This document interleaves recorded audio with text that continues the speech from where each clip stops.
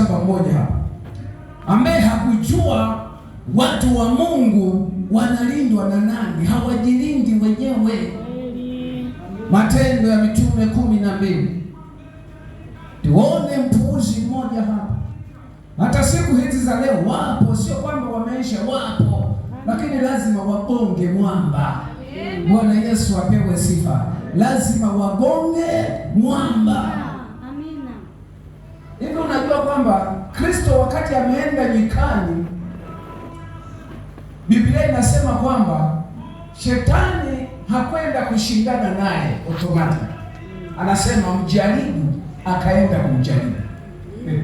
Yaani anakwenda kutikisa kiberiti kama kimejaa. Mjaribu akamfuata nyikani kwenda kumjaribu.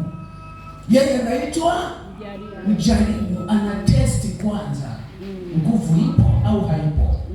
Lakini akikuta nguvu ipo, anapotea hata mlango alioingilia, anapita madirishani. Na ndio maana wachawi hawaonani mlango wakati wengine wanapita wapi? Kwenye ukuta. Maana wakati wanaingia wakikutana na moto mahali walipoingilia wanasahau. Sema amina kanisa.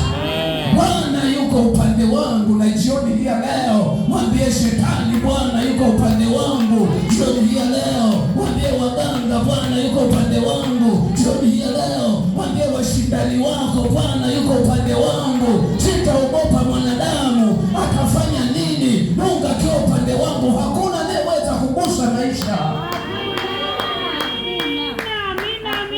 Ukiona hivyo wewe unajidebwesha, unakuwa mdebwedo, lakini kama hautakuwa mdebwedo, wao watabonga mwamba kwako. Twende tumsome huyu mpuuzi mmoja. Maana mimi namuonaga kama bwege tu huyu. Hakujua Petro, Mungu wa Petro hakumjua. Mungu wako hawajamjua bado. Matendo ile 12 mstari wa kwanza, tutarukaruka hapo, tutasoma wa kwanza, then tutasoma mstari wa 5, alafu tutasoma mstari wa 17. Biblia inasema panapo majira yale, huyo mpuuzi anaitwa jina lake Herode. Halafu bado ni mfalme. Sijaona mfalme ambaye hana akili. Bwana Yesu apewe sifa. Panapo majira yale, Herode mfalme akanyosha mikono yake, akawatenda mabaya baadhi ya watu wa kanisa. Si wote, baadhi ya watu wa kanisa wanaokuwa mguu mmoja mlangoni, mguu mmoja ndani ya kanisa.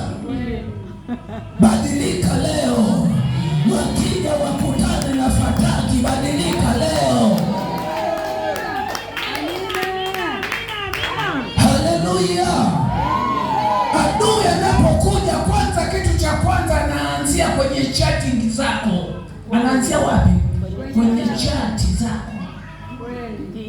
Ndio. Mamitandao yenu haya. Ile masimu nafuta. Bwana Yesu apewe sifa. Amen. Unafanya.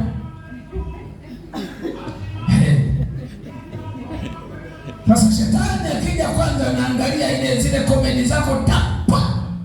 Ulikuwa unazituma kwa Mungu au kwa nani? Sema amina. Amina. Sema amina.